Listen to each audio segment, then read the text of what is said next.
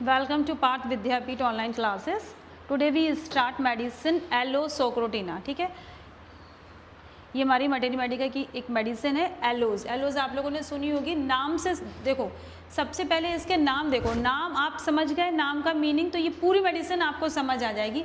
नाम क्या है इसका? एलोज. Aloe means aloe vera. इसमें पिक्चर भी दी हुई है एलोवेरा. तो इस पिक्चर को अपने इमेजिन करना और मेडिसिन पूरी समझ आएगी. ठीक है, एलोवेरा को आप देखेंगे, अगर इसको पील करते हो आप तो अंदर से कैसा मैटर निकलता है? जेली लाइक चिपचिपा मटेरियल निकलता है, जेली लाइक मटेरियल. तो आप इसको ध्यान में रखना. किंगडम, ये किस किंगडम की मेडिसिन है? वेजिटेबल किंगडम की. इस मेडिसिन का नाम, कॉमन नेम क्या है? सोक्रोटिना. ठीक है, प्रूवर कौन है इसके? हेल्बिग.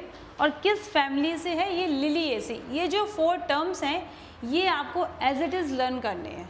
ठीक है, ये एग्ज़ाम में भी आते हैं ऑप्शनल क्वेश्चन में कि इस मेडिसिन, ये जो मेडिसिन है वो किस किंगडम की है या इसको किसने प्रूव किया है. तो ये जो 4 पॉइंट है इनको आप लर्न करना. Next, sphere of action. Sphere of action means होता है कि ये मेडिसिन आपने ली है तो ये मेडिसिन आपकी बॉडी में किस किस जगह पर, किस किस पार्ट पर एक्ट करेगी. ठीक है, आप किसी मेडिसिन को प्रूव करने के लिए, प्रूव कैसे करते हैं? उसको किसी हेल्दी ह्यूमन बीइंग पर देंगे आप. तो हेल्दी ह्यूमन बीइंग पे देंगे तो सिम्टम्स जो आएंगे या बॉडी में कुछ रिएक्शन होगा तो वो किस किस प्लेस पर होगा उसको हम बोलते हैं स्फीयर ऑफ एक्शन. ठीक है, तो वो होगा हमारा nervous system,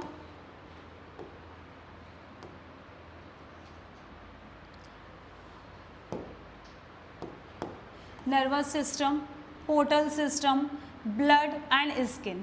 It has got special action upon the liver and intestine. ठीक है, ये मेन चीज़ है कि जो एलोसोक्रोटिना है इसका मेन एक्शन किस पर है? Liver and intestine. ठीक है, तो जो ड्रग पिक्चर जानते हैं आप लोग क्या होता है? ड्रग पिक्चर मीन्स होती है या डीपी के नाम से आ सकता है या drug picture. Drug picture means medicine को, पूरा मेडिसिन लिखना है आपको.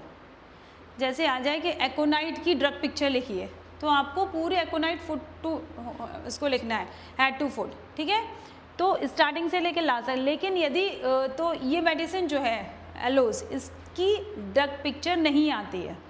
इसका सिर्फ क्या आएगा? ये इसका मेन एक्शन है लीवर एंड इंटेस्टाइन, तो इसकी जीआईटी ही आती है. ये पूरी हेड टू फुट नहीं लिखनी है आपको, इसका सिर्फ मेन सिम्टम आएगा इंपॉर्टेंट, इसकी जीआईटी सिर्फ आपको वही लिखना है. उस जीआईटी में आपको उसका कॉन्स्टिपेशन, डिसेंट्री और डायरिया, ये 3 चीज़ें इंपॉर्टेंट होती है जीआईटी से रिलेटेड. ठीक है, तो फर्स्ट इज कॉन्स्टिट्यूशन. ठीक है, कॉन्स्टिट्यूशन में हम उसका फिजिकल मेकअप देखेंगे. फिजिकल मेकअप मीन्स पेशेंट देखने में कैसा लग रहा है. ठीक है, तो कॉन्स्टिट्यूशन क्या है? Specially suited to old people, जो ओल्ड एज के पीपल होते हैं उनको. वुमेन ऑफ रिलैक्स, जो रिलैक्स्ड वुमेन है. या phlegmatic habit. Phlegmatic habit means जो बहुत आलसी लोग होते हैं ना, सुस्त आलसी जो एक जगह बैठे रहते हैं, phlegmatic habit. Indolent weary persons leading to sedentary life, जो या फिर जिनकी जो लाइफ है बहुत सेडेंट्री लाइफ चलती है.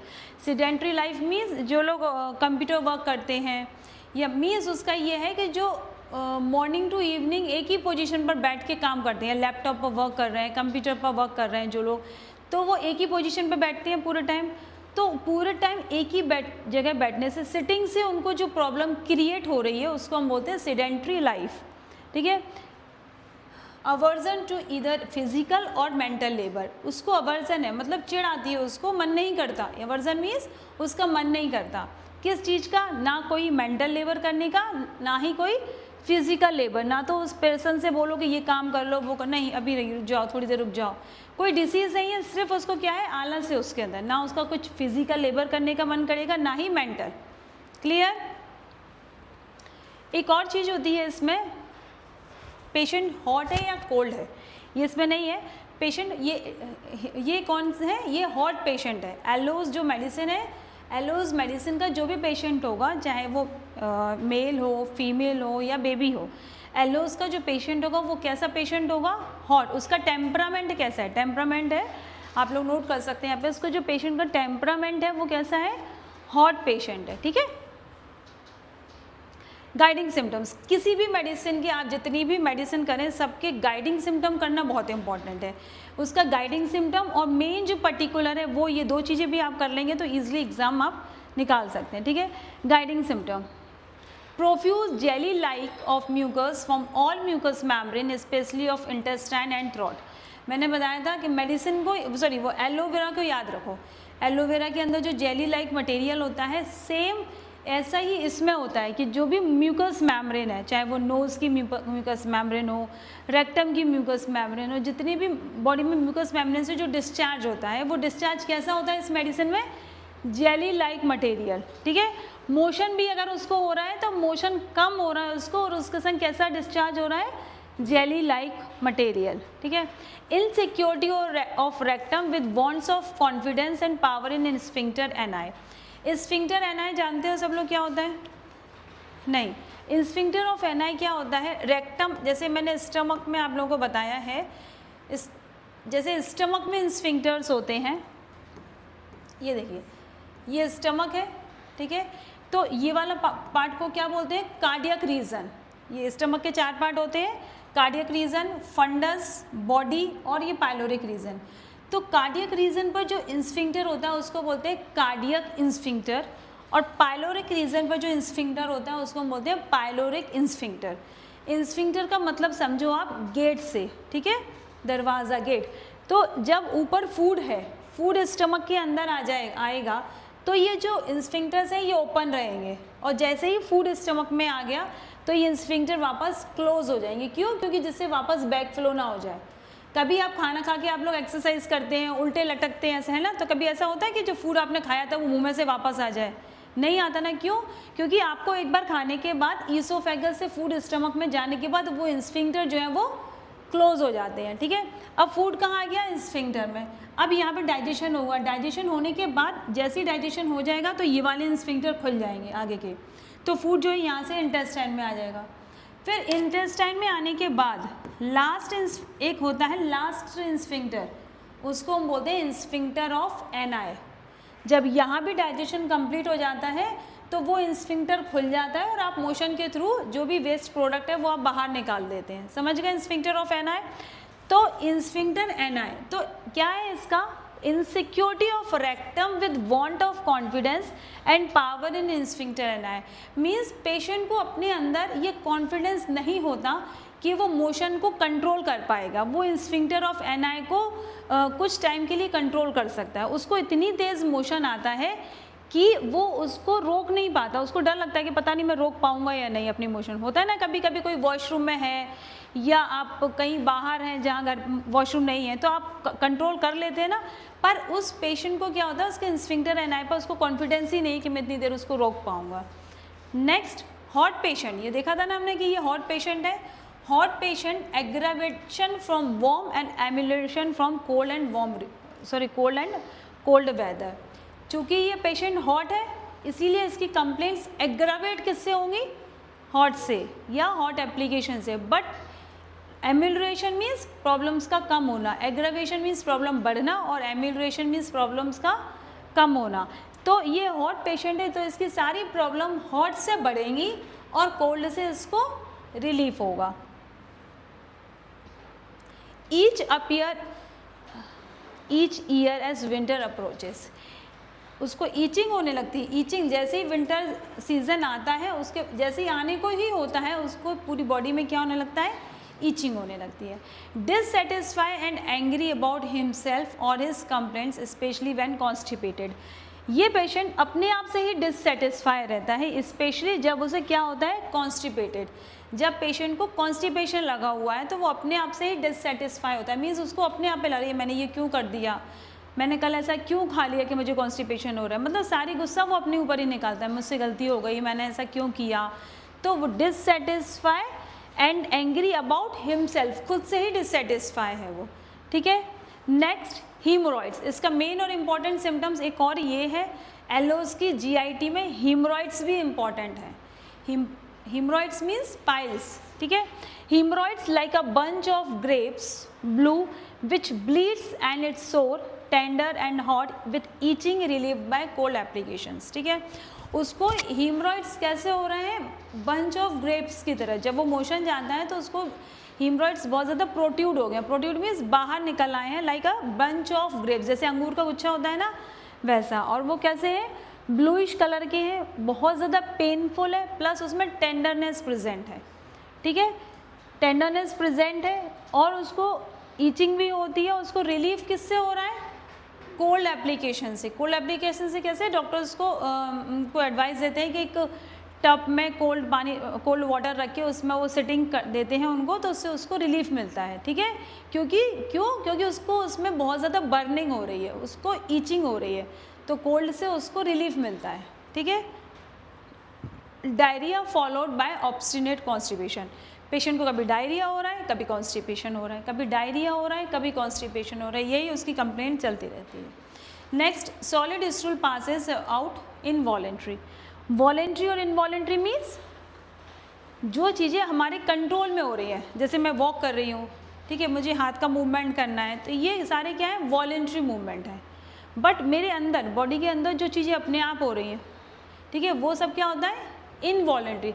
आपने कुछ भी खाना खाया, च्यू किया, तो वो आपने कंट्रोल था, आपको पता है कैसे आप च्यू कर रहे हो, तो वॉलेंट्री कंट्रोल है। बट एक बार फूड अंदर गया, अब क्या प्रोसेस हो रही है, कैसे डाइजेस्ट हो रहा है, हमें नहीं पता, इट्स इनवॉलेंट्री मूवमेंट। अंदर भी बॉडी में जो मूवमेंट्स हो रहे हैं, हार्ट पंप कर रहा है, जो मूवमेंट्स हो रहे हैं वो सारे कैसे मूवमेंट है, इनवॉलेंट्री मूवमेंट। तो solid stool passes out involuntary, patient को सॉलिड स्टूल भी निकल जाता है, लेकिन वो कैसा होता है, इनवॉलेंट्री, उसे पता भी नहीं चलता। क्यों, क्योंकि जो स्फिंक्टर ऑफ एनाई है उसको उस स्फिंक्टर ऑफ एनाई पे कंट्रोल नहीं है, ठीक है। ये थे हमारे गाइडिंग सिम्टम्स, जो कि गाइडिंग सिम्टम्स हर मेडिसिन के इम्पॉर्टेंट होते हैं। और आप जब अपनी बुक देखेंगे एस.के. दुबे वाली, तो उसमें डार्क कलर से हाईलाइट है, उन पॉइंट्स को तो बहुत ही अच्छे से आपको लर्न करना है, ठीक है। फिर से सुनो, इस मेडिसिन की ड्रग पिक्चर नहीं आएगी, इसका आएगा क्या, हीमरॉइड्स आ सकता है कि एलोस का हीमरॉइड्स लिखो, एलोस का डायरिया, एलोस का कॉन्स्टिपेशन, या फिर एलोस की जीआईटी। यदि जीआईटी आती है तो ये सारे सिम्टम्स आपको उसके अंदर लिखना पड़ेगा, ठीक है। तो ये थे हमारे guiding symptoms. Now next particulars, ये आते हैं पर्टिकुलर्स के अंदर। फर्स्ट पर्टिकुलर इज डायरिया, ठीक है। डायरिया का कॉज क्या है, आफ्टर ईटिंग एंड ड्रिंकिंग, कुछ भी खाएगा पेशेंट, कुछ भी पिएगा, उससे क्या हो रहा है, डायरिया हो रहा है, ठीक है। टाइम क्या है, डायरिया मोस्टली कब होता है, डॉक्टर के पास जब पेशेंट आएगा तो डॉक्टर पूछेंगे उससे कब आपको मोशन ज़्यादा है, तो वो बोलेगा अर्ली इन द मॉर्निंग, सुबह के टाइम मुझे मोशन ज़्यादा होते हैं। क्वांटिटी, मतलब कितना क्वांटिटी आता है, तो बोले क्वांटिटी स्कैंटी है। स्कैंटी मीन्स बहुत कम क्वांटिटी में आता है। मोशन उसको बार बार आता है, ऐसा लगता है बहुत तेज़ आ रहा है, पर जब वो जाता है तो क्वांटिटी बहुत कम होती है। कैरेक्टर कैसा निकलेगा, डॉक्टर पूछेंगे मोशन कैसा है, वाटरी, पानी बहुत ज़्यादा है, yellowish, jelly like mucus in the stomach, painful, ठीक है। जो मोशन है उसमें मोशन तो बहुत कम आता है, बट जेली लाइक मटेरियल है वो ज़्यादा आता है, और वो कैसा, किस कलर का है, येलोइश है, और ये मोशन जो है मेरे लिए बहुत ही ज़्यादा पेनफुल है, ठीक है। अब इसका स्टूल इम्पॉर्टेंट है, इसीलिए स्टूल के पूरे कैरेक्टर लिखने हैं हमें, ठीक है।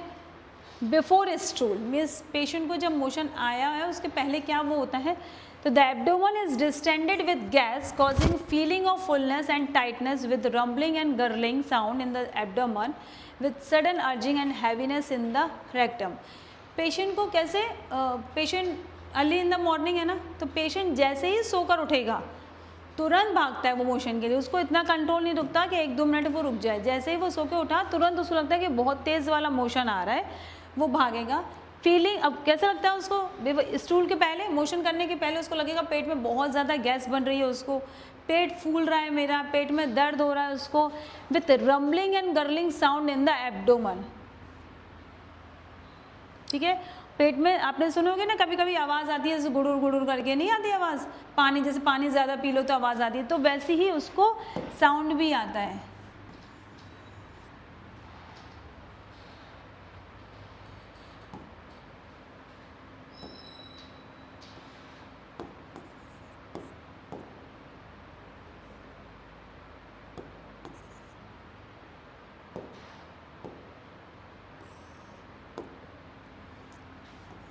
ठीक है। ड्यूरिंग स्टूल, अब ये तो हो गया मोशन होने के पहले। मोशन होने के पहले उसको पेट बहुत ज़्यादा फूल रहा है, उसको गैसेस बन रही हैं, उसमें से साउंड आ रहा है, तो ये सब होता है स्टूल के पहले। लेकिन जब स्टूल करता है वो तब क्या होता है, cutting griping pain in lower portion of abdomen, excruciating type of pain with much flatus. उसको लोअर एब्डोमन में, ठीक है, लोअर एब्डोमन में बहुत ज़्यादा कैसा पेन होता है, कटिंग ग्रिपिंग। कटिंग मीन्स चुभन, और ग्रिपिंग मीन्स ऐठन जैसा। तो उसको कटिंग ग्रिपिंग पेन होता है कहाँ पर, लोअर एब्डोमन में, at the time of motion, ठीक है। Excruciating type of pain with much flatus, और पेशेंट को फ्लैटस बहुत ज़्यादा आता है, मोशन कम आता है उसको। और एक्सक्रूरिएटिंग मीन्स होता है छिलना, ऐसा लगता है बिल्कुल चारों तरफ से बर्निंग हो रही है, छिल गया है वो, बहुत ज़्यादा बर्निंग है उसको, पेनफुल मोशन हो रहा है उसको, ठीक है। तो ये है उसके संग।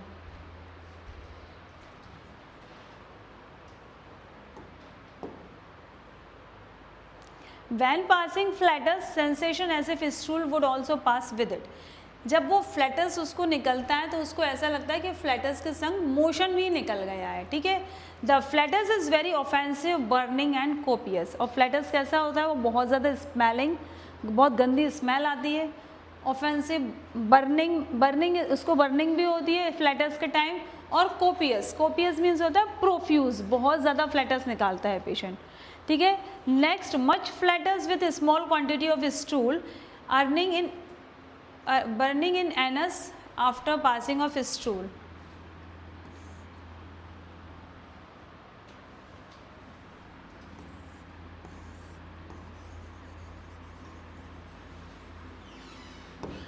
ठीक है, much flats with small quantity of stool, flats बहुत ज़्यादा होगा और उसमें स्टूल की क्वांटिटी बहुत कम है। Burning in anus after passing flats, जैसे ही फ्लैटस निकलेगा तो फ्लैटस कहाँ से आता है, एनस से आता है, तो उसको एनस जो पोर्शन है वहाँ पर उसको बर्निंग बहुत ज़्यादा हो जाती है। Also during stool there is gushing of thin yellowish watery offensive and excoriating faeces which burns like fire making the anus sore. जब स्टूल निकलता है तो स्टूल निकलते समय उसको ऐसा स्टूल निकलता है, उसको ये लगता है कि अंदर से कोई आग निकल रही है मेरे अंदर से, इतना बर्निंग, इतनी पेनफुल मोशन है एलोस की, ठीक है। हंग्री ड्यूरिंग स्टूल, अब जैसे ही उसने खाया, मोशन किया, और मोशन करने के बाद वापस से वो क्या हो गया, उसको भूख लगने लगती है। वो जैसे ही कुछ खाएगा उसको तुरंत लूज मोशन हो जाएगा, उसको मोशन आएगा। मोशन करने के बाद उसको तुरंत वापस से फिर से भूख लगने लगती है, ठीक है। तो ये हो गया ड्यूरिंग स्टूल, समझ आ गया। बिफोर स्टूल क्या है, during stool. Now last is after stool. अब स्टूल के बाद क्या होता है, जो उसको बर्निंग सेंसेशन थे, जो उसको कटिंग ग्रिपिंग पेन था, वो सारे पेन जो है वो सीज हो जाते हैं, मतलब रुक जाते हैं, सारे पेन बंद हो जाते हैं, उसको रिलीफ मिलता है स्टूल के बाद। All pain ceases after stool, leaving profuse sitting and profound weakness। उसके बाद क्या होता है, पेशेंट को जितने भी उसके पेन थे वो सारे पेन रुक जाते हैं और पेशेंट को बहुत ज़्यादा प्रोस्ट्रेशन या वीकनेस, बहुत ज़्यादा उसको थकान फीलिंग होती है, लेकिन पेन में उसको रिलीफ मिल जाता है, ठीक है। मोडेलिटीज़ क्या होती है, modalities means aggravation after eating and drinking, क्योंकि पेशेंट को खाने से ही प्रॉब्लम है, जितनी बार वो खाएगा, जितनी बार वो पानी पिएगा उसको मोशन आ रहा है, ठीक है। तो ईटिंग और ड्रिंकिंग से उसकी मोडेलिटीज़ मीन्स, ये एग्रावेशन मीन्स उसकी कंप्लेंट्स का बढ़ना, और एम्यूलरेशन क्या है इसको, कोल्ड एंड कोल्ड बॉथिंग, कोल्ड पानी से, कोल्ड वाटर से, कोल्ड एप्लीकेशन से पेशेंट को रिलीफ मिल रहा है। कॉन्कॉमिटेंट क्या होता है, कॉन्कॉमिटेंट मीन्स वो सिम्टम्स जिनका मेन सिम्टम से कोई लेना देना ही नहीं है, ठीक है। जैसे कोई पेशेंट बोलेगा कि diarrhoea alternates with headache, ma'am जब भी मुझे डायरिया होता है उसके बाद मुझे हेडेक होने लगता है। फिर ऐसा होता है क्यों, जितनी बार मुझे जब मुझे दस्त लगेंगे, मुझे लूज मोशन होते हैं, उसके बाद मेरा सर दर्द होने लगता है। तो लूज मोशन का हेडेक से कोई लेना देना नहीं है, ऐसे सिम्टम्स को हम क्या बोलते हैं, कॉन्कॉमिटेंट सिम्टम, ठीक है। नाउ नेक्स्ट इज डिसेंट्री, ठीक है। डायरिया क्या था, जब मोशन लूज होते थे उसको हम बोलते थे diarrhoea. What is dysentery, there is inflammatory condition of lower portion of colon and rectum. Colon का और रेक्टम में जब इन्फ्लामेशन हो जाता है उस कंडीशन को हम बोलते हैं डिसेंट्री। कैरेक्टर कैसा होता है, डिसेंट्री होता क्या है, इसका कैरेक्टर क्या है, bloody discharge with much jelly like mucus and less blood. Sometime the patient passes nothing but large quantity of jelly like mucus only. इसमें मोशन के संग जब ब्लड आए उसको हम बोलते हैं डिसेंट्री। चूँकि ये एलोज की डिसेंट्री है, किसी में बहुत ज़्यादा मोशन है और उसके संग अगर ब्लीडिंग है तो मेडिसिन चेंज हो जाएगी, उसको आप ये नहीं दोगे। बट मोशन की क्वांटिटी कम है, स्कैंटी है, और ब्लड प्रेजेंट है, प्लस जेली लाइक जो म्यूकस है वो ज़्यादा है कंपैरिजन टू मोशन के कंपैरिजन में जेली लाइक म्यूकस ज़्यादा है, तो उसको हम क्या देंगे, एलोज सोक्रोटिना। अब डिसेंट्री में बिफोर स्टूल वही रमलिंग अर्लिंग साउंड्स आएंगे, पेट में हैवीनेस होगा, डिस्टेंडेड एब्डोमन हो जाएगा, गैसेस बनेंगी, उसको ये फीलिंग होगी। During stool cutting griping pain कहाँ होगा, लोअर एब्डोमन में, मतलब स्टूल के पहले उसको पेट में गैसेस बन रही है और हैवीनेस और फुलनेस की फीलिंग है, ठीक है। Rumbling sound in abdomen which is full of gas, motion करने के पहले एब्डोमन में गैसेज हैं, उस वजह से उसमें रमलिंग अर्लिंग साउंड्स आ रही है और पेशेंट को कैसा फील हो रहा है, हैवीनेस। बट मोशन करते समय उसको कटिंग ग्रिपिंग पेन हो रहा है कहाँ, लोअर एब्डोमन में, ठीक है। और आफ्टर स्टूल पेशेंट को बहुत ज़्यादा प्रोस्ट्रेशन और वीकनेस हो रही है। प्रोस्ट्रेशन मीन्स थकान और वीकनेस मीन्स वही कमजोरी है की चीज़ है। तो जब मोशन कर लेता है उसके बाद तो उसको ये लगता है कि बहुत बड़ा काम करके आ गया, बिल्कुल रिलैक्स होकर लेट जाता है वो, क्यों, क्योंकि उसको बहुत ज़्यादा थकान फील होती है उसके बाद। बट उसके जितने भी पेन्स हैं वो सीज हो जाते हैं, मीन्स पेन उसके रुक जाते हैं। इसमें भी सेम मोडेलिटीज़ क्या होगी, aggravation after eating and drinking, patient जब जब खाएगा जब जब पानी पिएगा तो उसकी कंप्लेंट्स जो है वो बढ़ जाएगी। कॉन्स्टिपेशन, व्हाट इज़ कॉन्स्टिपेशन, क्या होता है, जब मोशन लूज हो रहा है तो उसको हम बोल रहे हैं डायरिया। मोशन के संग ब्लड आ रहा है इट्स कॉल्ड डिसेंट्री, और जब मोशन टाइट हो रहा है इट्स कॉल्ड कॉन्स्टिपेशन, ठीक है। जब मोशन बहुत टाइट है, आपको फोर्स लगाना पड़ रहा है, तो उसको हम बोलते हैं कॉन्स्टिपेशन।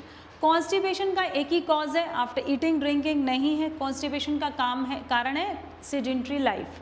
पेशेंट जो सुबह से शाम तक बैठा हुआ है, उसकी जो सेडेंटरी लाइफ है उस वजह से उसको कॉन्स्टिपेशन की शिकायत हो रही है। तो ये कैसे पता चलेगा आपको, कोई पेशेंट आके तो बोलेगा नहीं सर मैं सुबह से शाम तक बैठता हूँ, ये है वो।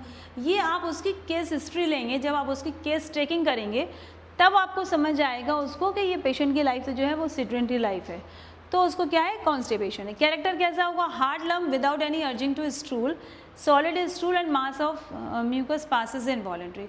बिल्कुल hard lump without any urging to stool. Urging means इच्छा, पेशेंट को कोई मोशन की इच्छा नहीं होती, जैसे डायरिया में बहुत ज़्यादा इच्छा होती थी उसको, ऐसे ही कॉन्स्टिपेशन में उसका मन ही नहीं कर रहा। आप बैठोगे बहुत मोशन टाइट करोगे तो कोई एक हार्ड लंप जो है वो निकल आएगा।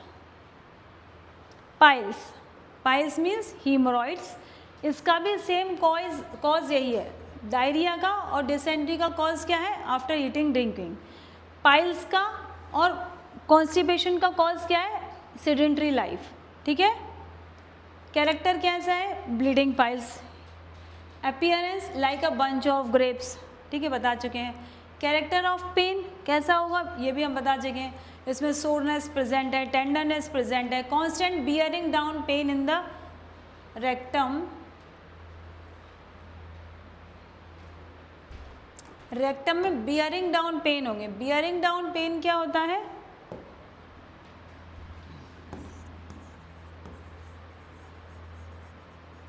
Bearing down pain, bearing down pain means ऐसा लगता है कुछ लटकना, है ना।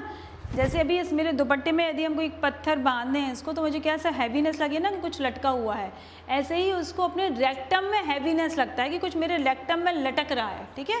उसको बोलते हैं bearing down pain with intense itching, बहुत ज़्यादा ईचिंग है उसमें, बर्निंग है एनएस में बहुत ज़्यादा, प्रिवेंटिंग स्लीप। इन सब की वजह से क्या होता है, पेशेंट की जो नींद है वो प्रिवेंट हो जाती है, वो सो नहीं पाता ठीक से। With very much tender hot सोर एंड विथ लूज स्टूल, बहुत ज़्यादा उसको क्या है, टेंडरनेस और सोरनेस प्रेजेंट है, और मोशन जो है वो लूज है उसको, ठीक है। टेंडरनेस और पेन में क्या डिफरेंस होता है? पेन पेशेंट आपको बताएगा सर मुझे यहाँ पेन हो रहा है, यहाँ आपने देखा, ठीक है, बट यदि आपके टच करने से वो पेन एग्रावेट हो रहा है, आपके टच करने पेशेंट बोले एकदम से बोले आप हाथ हटा दे, तो उस जगह पे समझिए उसको टेंडरनेस प्रेजेंट है, ठीक है। मोडेलिटीज़, ये मोडेलिटीज़ जनरल मोडेलिटीज़ है, मतलब सॉरी ये इसकी मोडेलिटीज़ है पाइल्स की। फ्रॉम हीट से उसको एग्रावेशन और कोल्ड एप्लीकेशन से उसको रिलीफ है। क्यों? क्योंकि patient is hot patient hot patient है, तो हॉट से उसकी प्रॉब्लम बढ़ रही है और कोल्ड से उसको रिलीफ मिल रहा है। ये मेडिसिन है जनरल मॉडलिटीज़, मतलब पूरी यदि एलोस की जनरल मॉडलिटीज़ आ जाए तो आपको ये लिखना है। एग्रावेशन कब हो रहा है? तो उसको अर्ली इन द मॉर्निंग हो रहा है, सुबह के टाइम प्रॉब्लम बढ़ रही है, ईटिंग से प्रॉब्लम हो रही है उसको, ड्रिंकिंग से प्रॉब्लम हो रही है उसको, सिडेंट्री लाइफ से प्रॉब्लम हो रही है उसको, तो ये सारे उसके एग्रावेटिव फैक्टर्स हैं। एम्यूलरेशन किससे हो रहा है? उसको रिलीफ किससे मिल रही है? कोल्ड वाटर से, कोल्ड एप्लीकेशन से, कोल्ड वेदर से, या discharge of flutters and discharge of stool से। मोशन के बाद, फ्लैटर्स के बाद उसको रिलैक्स फील हो रहा है, ठीक है।